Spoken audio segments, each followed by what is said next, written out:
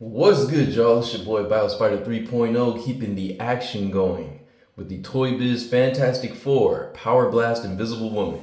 Alright, so here we are, guys. Full review time of our Invisible Woman. We got our first look at her in the box. Hopefully, you've checked that video out before watching this one. If you haven't, check that out so you can see the read up on the back of the box and the style of the packaging. I mean, it is basically exactly the same as the one that Mr. Fantastic came in. I'll just show you very briefly. Gonna move her over here real quick. Exact same packaging style, basically. So, you got the very square, outside shell, and then you have the Fantastic Four logo in the back there. All the characters up top says her name down there, Power Blast Invisible Woman. 34 points of articulation, ages 4 and up at the top right there in the corner. Grand, Toybiz Worldwide. Look at the back of the box diagram explaining how to use her Power Blast effects and her display stand right there. And then you have the read up, which I read in the first look. And yeah, all the characters in the wave, Johnny Storm, all of them. And yeah, all your stuff. So be sure to watch that inbox first look. All right. But bringing Miss Sue Storm back into the picture, here we have the lovely Jessica Alba, right, as Sue Storm. Very interesting, casting, I would say, for Sue Storm. I mean, at the time when I watched, when this movie came out and I watched it as a kid, I didn't really think anything of it. But I guess seeing more of the comic Sue Storm figures that have come out since then, and then, the comic artwork, and obviously, with the new live action movie, we have Vanessa Kirby as Sue Storm. I guess Jessica Alba kind of falls into that, look, I guess, that Sue had in the comics. I would say Vanessa Kirby probably matches a little better, but I mean, Jessica Alba, of course, was very popular at the time, very, sought after actress. So, it makes sense that they cast her and everything. And I think she did a pretty good, decent job for that time. But yeah, here is Miss Sue Storm. I have her displayed on the display stand. So this took just a little bit of assembly. I'm gonna take her off of here real quick. So this is her display stand. It comes as two separate pieces in the box. So you have this main base part down here, and then you have this swirly part that is in the box. It's its own piece, so you can take this off. There's a little stand that plugs in. You can take it off from there, and you can see it's got its own little rod that you plug into a hole right here on the bottom here on the base right there. And then there's also a little plug-in piece, a little cutout over here, and you can see the number 2 right there. And you can see that feature. That was unintentional, but yeah, this little flap piece that opens up. It's got a peg hole at the top of it right there that you, of course, peg her feet into. She has peg holes on the bottom of her feet. So yeah, comes as this, like this in the package. You take this piece right here, and as I said, you go ahead and plug it into that hole, and then you rotate this, plug this. There's kind of a little piece down here. Very easy to see because it's got some lines. This is all translucent plastic, but you can kind of see where that shape is, and then you just plug that in to the bottom of the base over there. And yeah, it goes in pretty easily. And then, like I said, you would plug her in. There's 2 peg holes. There's one on that little, bring it back into focus. There's one right here on top of this little circle piece that opens up. And then there's also another one right here, right across from it. So you can plug both of her feet in there, and then you have your Power Blast effects piece display stand. And it actually comes with a feature which is really cool. I'll show you without this part attached. It'll be a lot easier. So take this out, move her aside one more time. So you get these 4 discs. You get I'll show you the one that's inside of here right now. Open this up. There we go. You get 4 clear translucent discs, and they all have the number 4 printed on them. Very cool, with 4 holes on the side. But yeah, you get 4 of these. You plug these in, so you open that little flap that was on the display base, and you just plug those in there like that. Close the top, and then it has a spring push button right here. And so when you push that down, there is a opening at the front down here. I don't know if you'll be able to see it well on camera, but there's an opening here, and then you just press that, and it actually fires the projectile like this. So you guys can see that it actually flew out and went under the door over there. But yeah, I got like 3 more right here. So there's there's 3 more of them, so you can put them all in there. I would suggest not putting them all in at one time, because I found that when I did that, it didn't want to fire. So you probably want to put in 1 disc at a time. But yeah, you get those. And so yeah, that's actually a pretty cool gimmick, I would say. I think that's one of Toybiz's better gimmicks, because it actually makes sense with the figure and like her powers and everything. It's a nice, display of her abilities. So I think that's pretty cool. This is what the bottom of the display stand looks like. All translucent plastic, and you can see the spring in there for the button. But yeah, I think that was a really cool effect that they decided to go with. And yeah, I like that a lot. I think that's definitely, like I said, one of the better gimmicks that Toybiz made for a character. But yeah, enough about her display base. Let's go ahead and take a good look at her. Excuse me. All right, so figure itself. Here we have Miss Jessica Alba's Sue Storm, and I think she looks pretty good. She is a very skinny figure, like very, very skinny. If you thought the Mr. Fantastic figure was skinny, wait till you see her, man. She is like super petite. Just like tiny waist, tiny arms. I mean, I went back like and I watched the movies, and like Jessica Alba did have like pretty like slender arms in that movie. I didn't really realize that, I guess, as a kid, because I always thought of her as being like she always had like, nice body, right? But I always thought her arms were like, I guess, a little bit thicker. But I mean, she was like almost this physique in the movie. I would say like Toybiz took it a little bit to the extreme here. I mean, they did make her like pretty skinny and like lanky, and just like her overall physique is like, she's got like tiny proportions, like really hourglass figure, which I guess is like mostly true to how she looked in that movie. But I just feel like this is like a very skinny figure, especially like, her arms and legs are like pretty gangly.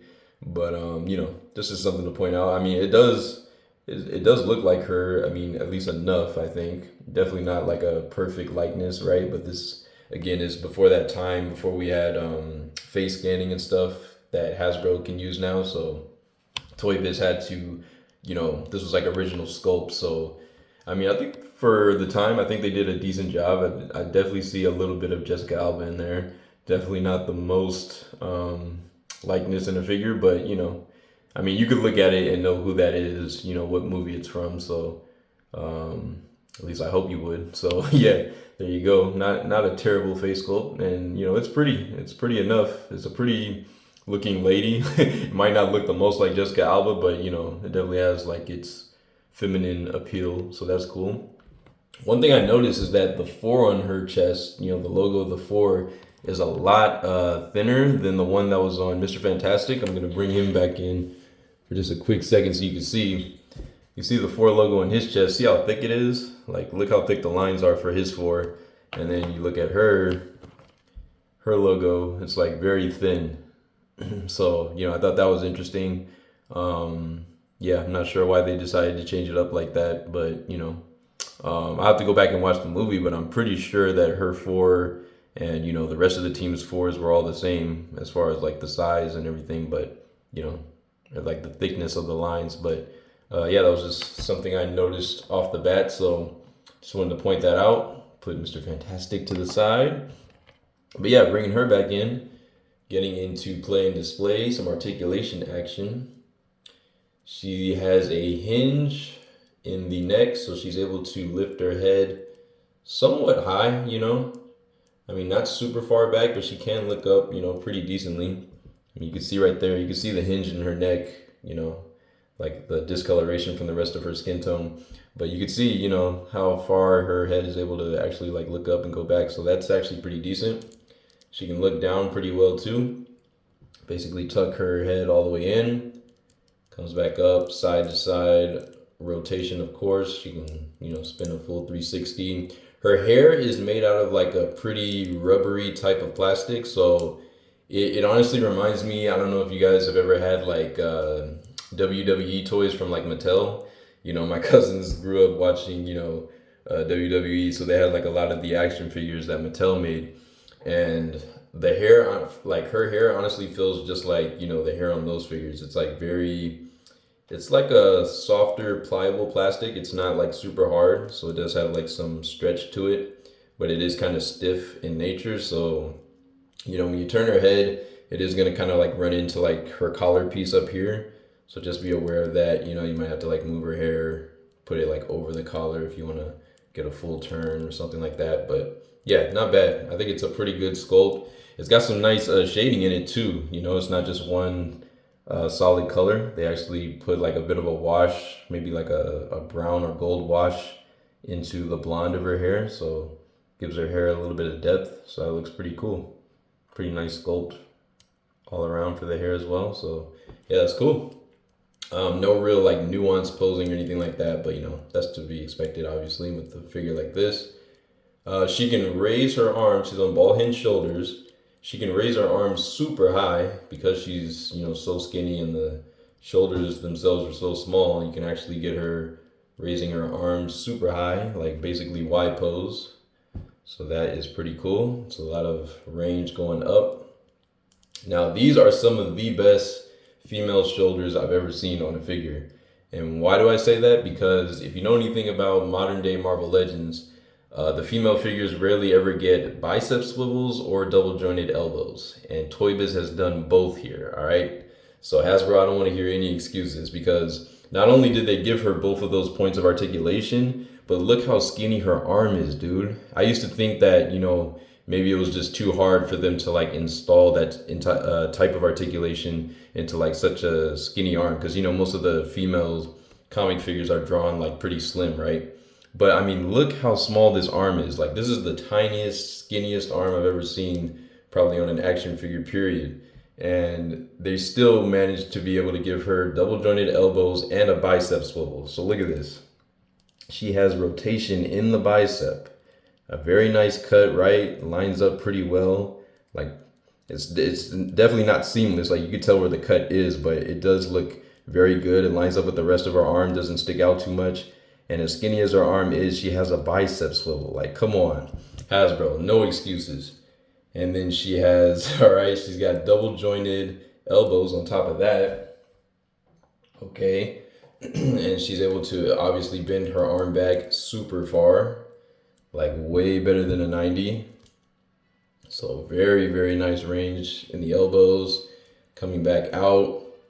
Let's see, does she have a glove swivel? Wow, she even has a glove swivel. I honestly was not expecting her to have a glove swivel. I thought this was all like one piece, to be honest, but yeah, they actually gave her a glove swivel. So just like Mr. Fantastic, she can rotate from the forearms, the glove, and then she has a hinge for the hand, horizontal, so in and out, away and towards the body. She has hinged fingers. They're not individually articulated. They're just, they are sculpted together, but her four fingers can, hinge in and outward. So that's really cool. And the thumb obviously is static. For her torso articulation, she has an ab crunch like Mr. Fantastic, so she can lean forward about that far, not super far, honestly. And, I think that's just the fact that she's such a thin figure that they really didn't have a lot of room to, get the ab crunch mechanics like in here. So she wouldn't be able to go forward like very far. There's just not enough room to get like those notches, to click forward. And then backwards like that. She can actually bend back, however, very, very far. So yeah, she's got like some insane range going backwards. Very, very good. She could do the limbo if she wanted to. All right. So that's really cool. I think a little paint just rubbed off when I did that though. I got like a little bit of blue specks on my finger there, if you can see that. And then I can also see some of the gray came off right here, exposing some blue underneath. So yeah, just be aware of that. Be a little careful if you're gonna bend her back that far. You have some rotation in the waist, so very nice swivel there, side to side, full 360 if you want. She can windmill her arms, of course. These long, skinny arms, right? And then no butterfly joints. Obviously, she's too tiny to, I think, even fit a butterfly joint realistically. But the ball hinge, she is able to, you push it all the way back. You can get her arms going pretty far back. That's pretty nice. Here's an angle so you can see how far it goes back. Her arms can definitely go back very nicely. She doesn't even really need a butterfly joint, honestly. And then coming forward, I mean, she can almost like cross her arms or like almost bring them across the body very far forward, like in front of her. So that's really good. And yeah, let's see. For her legs, she can't really go out to the side because she doesn't have a hinge like the other figures on the side. So she really doesn't get almost any range out to the side. I mean, you can kind of like spread her legs like that, but that's about it. Definitely not getting any splits out of this. She does have thigh swivel, so nice cut for the thigh swivel at the top up there. Nice double jointed knees, very nice. Get a nice bend, if you really push it, like almost to her lower back, so that's pretty good. And then she does have a boot swivel. All right, so translucent plastic. We got a boot swivel down here. We have a hinge for the foot.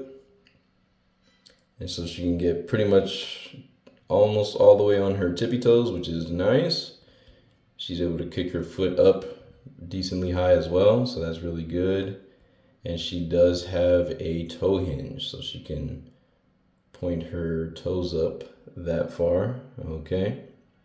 And then back flat again.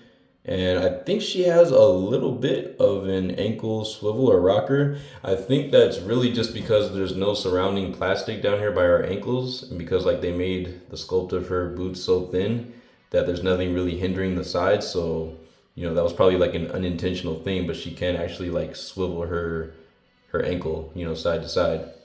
And yeah, that's about it, I think, as far as her articulation goes.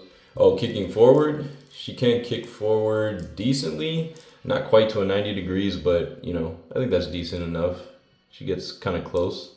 And then going backwards, her leg definitely goes at an angle when you're pushing it backwards, so you can see it's kind of like jutting out like that. It's not really straight back, but she can get it to go pretty far back. And you could always just, manipulate the lower part of the leg to make it look a little more straight. So yeah, that's pretty cool. And yeah, I think that's all of her articulation points. So yeah, that's pretty nice. The packaging did say she had 34 points of articulation, so I think that's pretty good, especially for such a skinny, figure. She's actually able to move very, very well. So yeah, getting a closer look at the aesthetics on her, I would say they are very, very nicely done. Again, we have that nice blue that is lighter than what we saw in the movie, but it is still like a very nice dark blue. And one thing I forgot to mention with Mr. Fantastic is that she has, shading in her costume. She has like a blue wash, a dark blue like wash over like the somewhat lighter blue underneath. And so that looks really good. I don't know if I've ever mentioned it on the channel, but you don't always have to use black for a wash, like, because, I usually, most of the figures that I've shown have had like a black wash in them, but you can do a wash with any color you want. So like you can see right here, here's a perfect example. We've got like a dark blue wash going through her suit, and that really does help to highlight and bring out, some of like the recesses in her suit, and like, just like where her muscles are and things like that. I mean, obviously she's got like a very flat stomach, but you can see like the wrinkles, all that stuff is like better highlighted by those darker portions of her suit where they put the dark blue wash. So yeah, that really helps to bring out the details. I wish we would see more of this kind of stuff in, modern day Marvel Legends. Hasbro needs to take a, page out of Toybiz's book on how to make action figures. But yeah, man, I mean, I've been saying it for the longest, but yeah, this is very nicely done. You can see all the gray parts down the side of her suit. I always like that about, their suits too from this movie. I like that the gray, parts that go down like their sides of their suits. I really like that. I think the blue and gray is like a really nice look. And yeah, I like how like kind of their suits remind me of like stunt suits or something, or like suits that are like meant to, I don't know, absorb impact and just do like, very acrobatic stuff in. So I always like that about their suits. I'm not sure who designed the suits for the first movie, but I really do like them. I think to this day they're still my favorite live action suits. I definitely like them more than the new movie suits with the lighter blue, and definitely more than the 2015 suits. I almost don't even remember their suits, to be honest. But yeah, I think these are like some really kick-ass suits, and I call them like space suits because they did take it to space when they did their cosmic mission where they got all their powers. And the cool thing was is that their suits were affected by the cosmic storm as well. So that's why they're able to use all their abilities, and their suits can, like, while they have their suits on, because their suits can adapt to all the abilities that they use on a molecular level. So that's always some some cool nerdy geek stuff about the Fantastic Four. Just wanted to throw that out there, but that is part of why they're like some of my favorite superhero groups or team, because yeah, I always love the science behind the powers of like certain characters in Marvel or just superheroes in general. So I always like learning that stuff, the little fun facts. But yeah, very, very nice use of translucent plastic for this figure. Very similar to like the Human Torch that we saw from the Ares Build-A-Figure wave. That was a Hasbro figure, obviously, but Toybiz, man, was killing it. I mean, look at this. Even back then, we have the really nice translucent plastic, like all the way from her feet up to like basically the start of her knees. Very, very nice to give her that invisible look. Very, very cool optical illusion using the translucent plastic. And then we have some more for her hands going up to like basically her elbows, start of her elbows. And then what's even cooler is that as they got to this part above the knees, like going towards like the thighs and the quads, they kind of like faded out they have like paintwork, right? But it's like very, very subtle. It's like very thin paint. So it looks like she's in the process of disappearing, which is dope, right? So you can like really see how like the color's starting to fade from her suit and it's like turning invisible. That is just so freaking cool, man. And yeah, I just think that is just so awesome. And yeah, just a great use of translucent plastic. That's definitely obviously what you want to use for an effective invisible woman figure.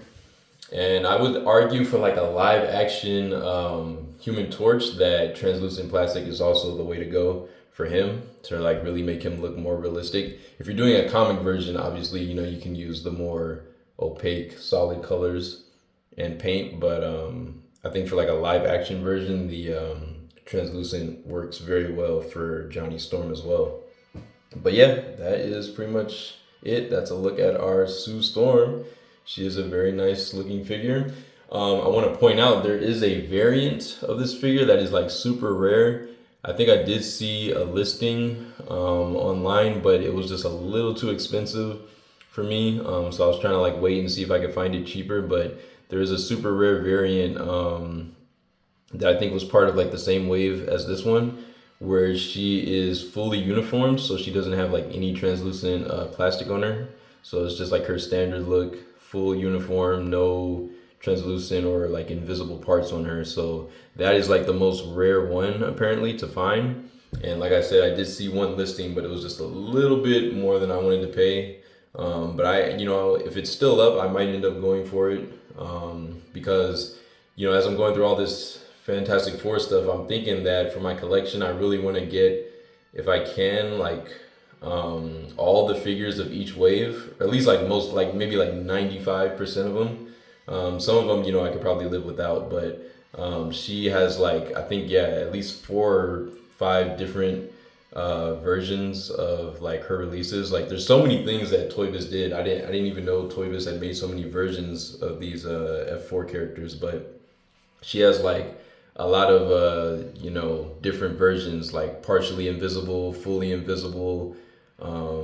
Yeah, and like I think it's like wave 2 or 3 where they made her like a completely different sculpt, and she's not as well articulated. Like she's almost like static, but I would say like body wise, like proportion wise, she looks a lot better. She's not quite as skinny as this figure, and I think the face on that one looks a lot better too. But like I said, this one is decent, and she'll definitely be a good stand-in until I get that other version. So yeah, there it is. All right, so that's pretty much the figure. And then if you one more time, if you want to see the display base, or at least in separate pieces, I'll show you. Like this is the swirly part that plugs into the bottom part of the base, and it is very nicely done. That translucent plastic again. It's got like kind of like two separate pieces, kind of, but yeah, it swirls around almost like a tornado, and it just looks really really cool. It's got like all these you know um, like spiky type pieces to look like it's like swirling like wind or something. Very very cool. I really really like this effects piece for her. I think this is like perfect for an Invisible Woman figure. Very nicely done, very well sculpted, well detailed. So that looks super cool. Reminds me of what was in the movie. And then again, you have the display base with the gimmick where you press down the spring and it fires the disc that you place in there. So very very cool, man. I'm definitely gonna have her on display with this effects, this base, and because I think she looks the most dynamic with it, and so yeah, she'll definitely be in my display like that. But yeah, that's pretty much it. Oh, before I forget, she does come with a Fantastic Four catalog, which is really dope. I was looking through this. I thought it looked really, really cool. It actually kind of like gives you a read up on all of the characters from the movie. So look at that. You got Mr. Fantastic right there, full read up on him all the way down to the bottom of the page. One for Sue Storm right there. And then on the next page, you got Ben Grimm, the Thing, right there. And then you got your boy Johnny Storm, Human Torch. And then in the back, you got even Victor. They even left one for Mr. Doom himself. R.I.P. to Mr. Julian McMahon. I think that's his name. But yeah, and then here's these are some of the other figures that you can get like in a different wave. Let's see. Yeah, I'm not sure what wave this is, but yeah, these are like different versions that you can get of the characters. So I'll probably be picking those up too at some point. But for now, I'm just gonna try to stick with I think it's like wave one. I think that these two are from. I'm not sure, but yeah. So yeah, you'll see reviews of all those guys eventually. And yeah, you even got, wow, look at that. You even got some like stuff back here for like Halloween costumes or like little, man, I miss these days, bro. I remember like seeing stuff like this in Toys R Us and Target. But yeah, look at that. Those Thing, fist, and feet. Wow, that is funny, man. Smash, crash, crunch. It's clobbering time. Man, really, really dope stuff, man. This takes me back to being a kid.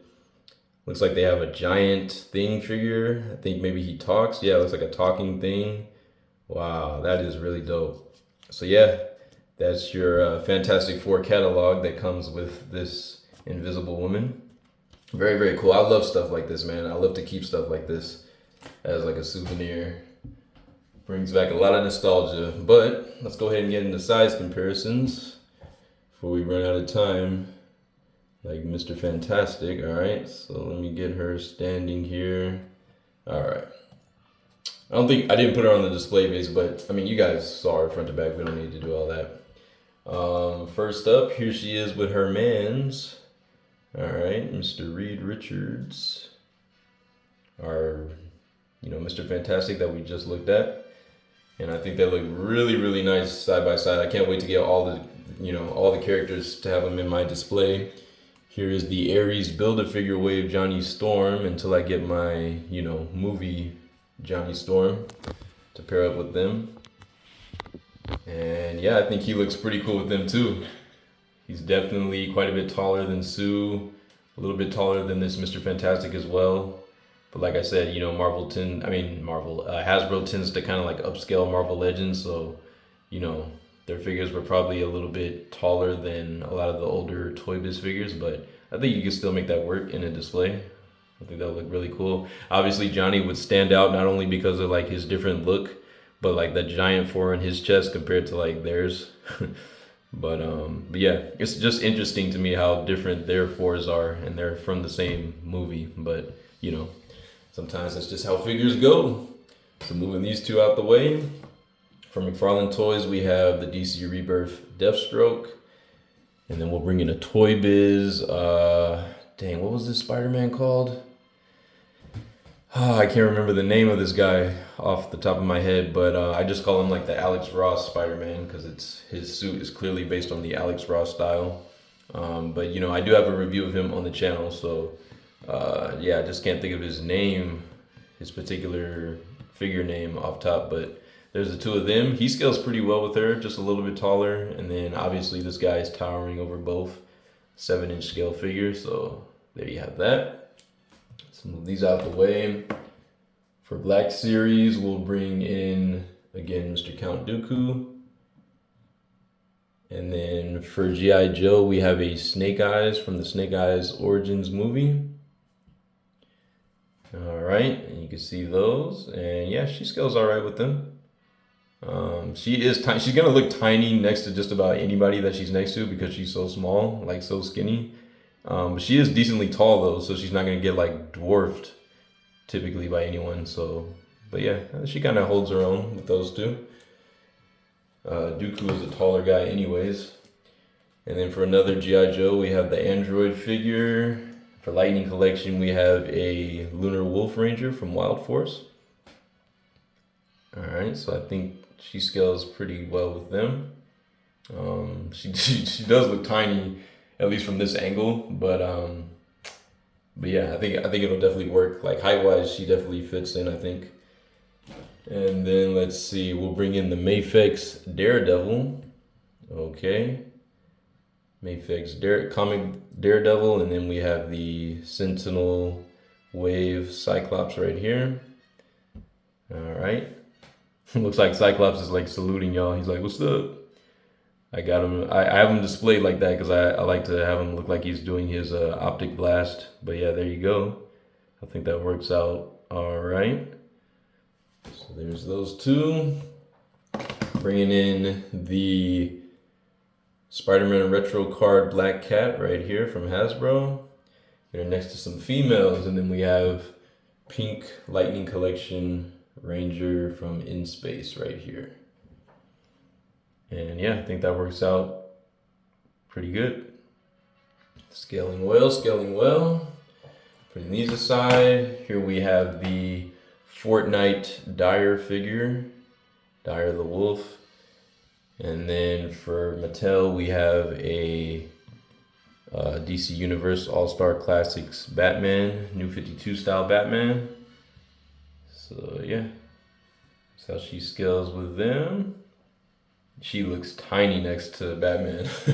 Batman is like super buff and she is super skinny. Let's see, who else? We'll bring in this Marvel Legends Carnage, and then we have an SH Figuarts Masked Rider Blade on her opposite side. So yeah, I think that works pretty well. All right, finishing it up, I'm bringing a few more here. We got a Zeltrax from Bandai, Power Rangers Dino Thunder, and then we have the black suit Spider-Man from the Red Hulk Build-A-Figure Wave by Hasbro. All right, so I think that looks pretty good. Moving them. Who else? I'll bring in this Sandman. This is like a Sandman from that later Spider-Man 3 wave that came out by Hasbro. And then I'll put her with the Mafex Darth Vader from Revenge of the Sith. All right, so there it is. That's my review, guys, on the Fantastic Four Power Blast Invisible Woman. Thank you so much for watching the review, and I'll see y'all in the next one.